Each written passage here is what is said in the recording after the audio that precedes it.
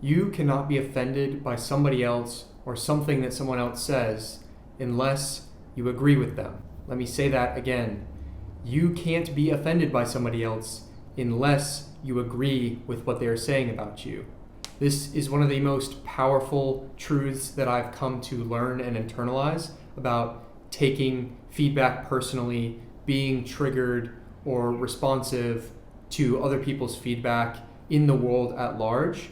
And once you start to see it in yourself and in other people, you see the world in a completely different way. I think to begin this, the best way to illustrate this is with an example, and then I'll personally use an example for myself. But for instance, if you were to walk up to an NBA player who's 6'8", and you were to call them short, intending to insult them, they would just laugh, right? Because no part of their being internalizes or believes that feedback.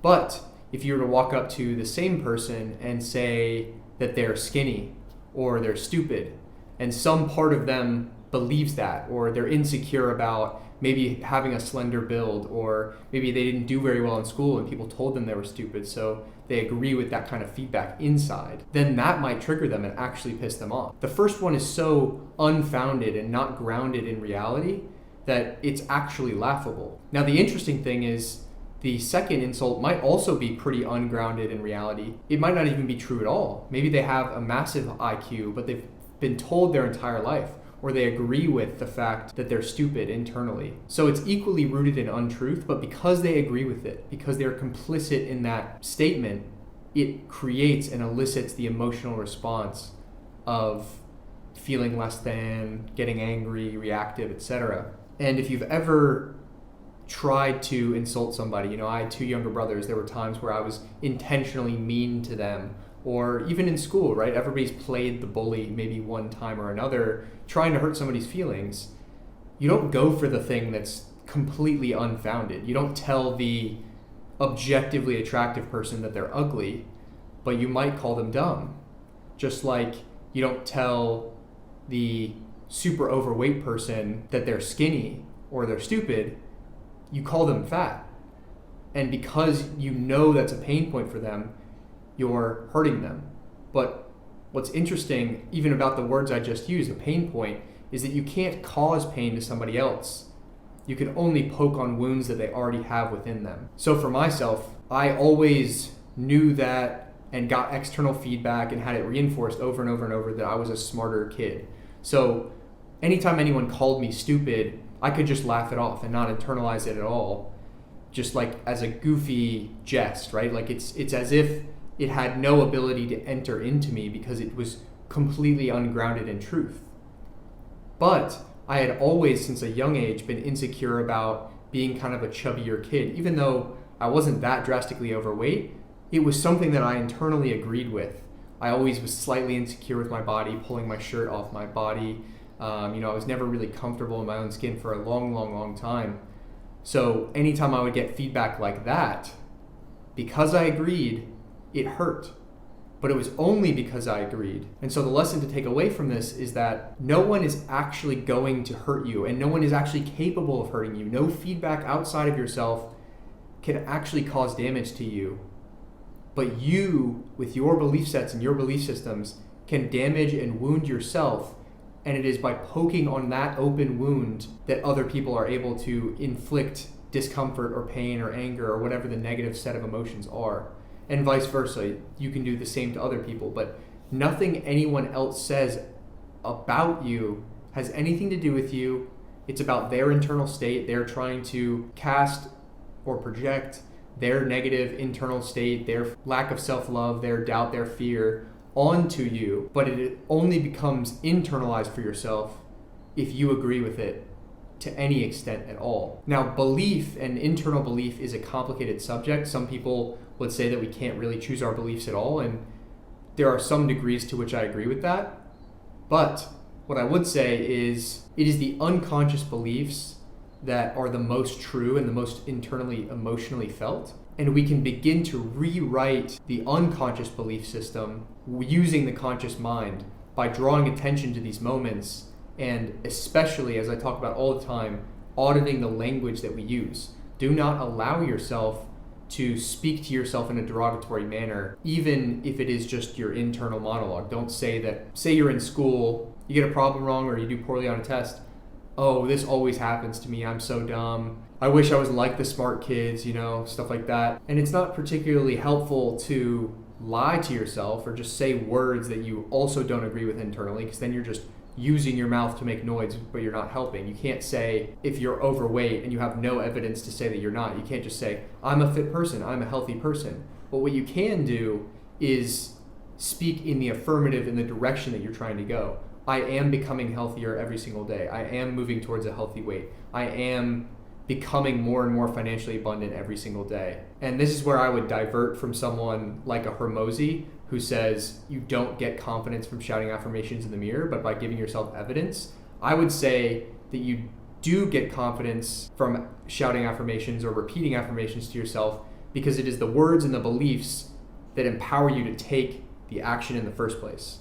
You only go to the gym because you believe that it will give you the result ultimately. Same thing about doing outreach for your business. You only do outreach because you believe at some point you will be able to convert a client. You don't put yourself out there in the dating world and ask for a girl's number without the belief that potentially you could go on a date with them. So I think that belief is foundational to action and not the other way around, but it is an upward spiral where you believe that it is possible and then you act, and then you get new pieces of evidence. For instance, your weight going down on the scale, or you're making slightly more money per month. And then that evidence now reinforces the belief pattern that, yes, I am becoming more and more abundant financially.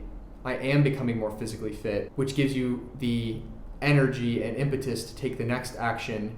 And again, the action stacks another piece of evidence, which reinforces the belief, and we're spiraling upward.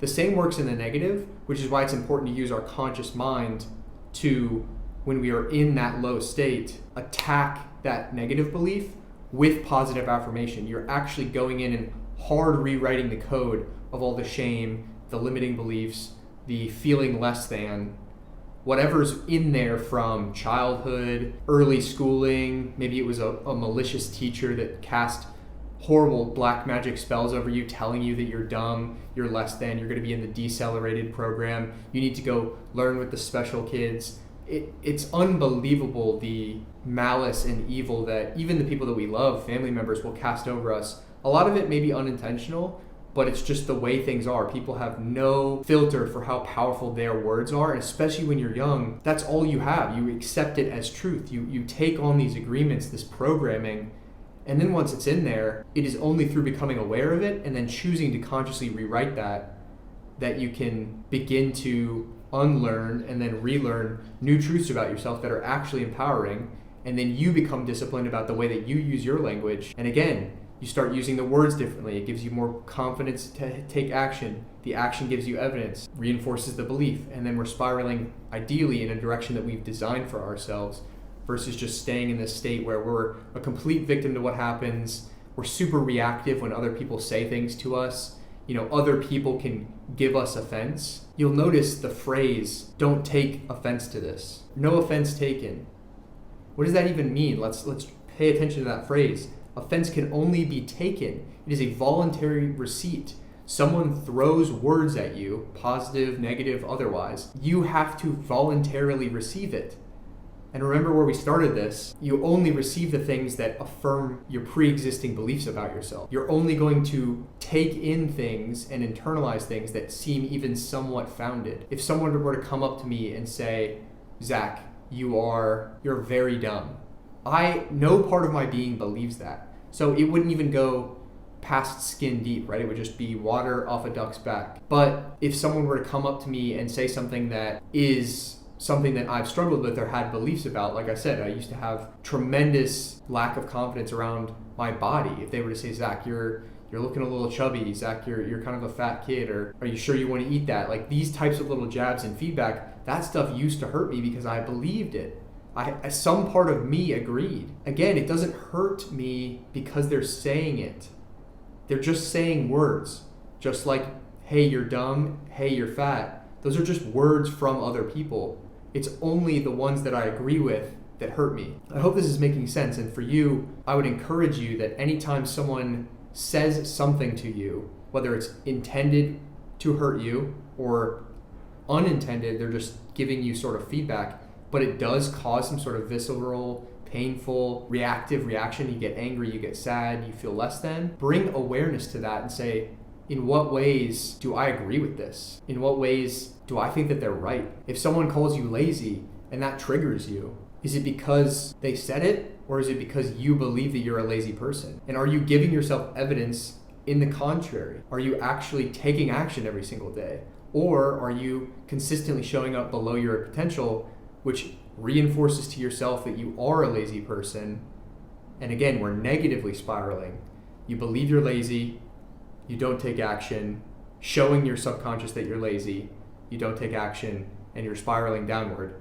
Just like the inverse could be true, and that feedback would eventually be literally laughable. Like, you wouldn't even take it in if someone says that you're lazy, but you are someone who believes that you're hardworking and consistent and disciplined, and you have this massive stack of evidence that you're feeding yourself in your own subconscious, where you wake up when your alarm goes off, you do the thing you said you were going to do, you check your checklist every single day, and you do that day after day after day after day. So remember where this video started. I think it's the most important thing to take away, is that you cannot be offended or hurt by someone else's words unless you completely or to some degree agree with them. So anytime you feel yourself getting offended, triggered, or reactive, that is a sign that somewhere inside you agree with them, and there's work to be done around your belief set and the evidence you're giving yourself to affirm that belief set. Once you begin to do this kind of work, it will completely change the texture of your life and experience, and you'll become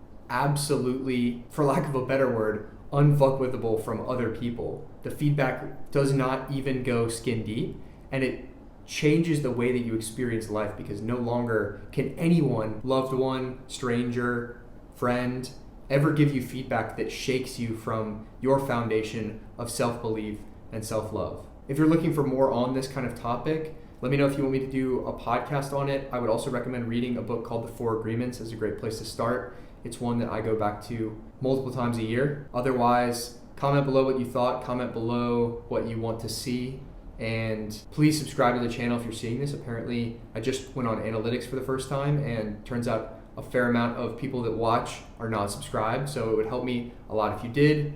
I will see you tomorrow for the next meditations.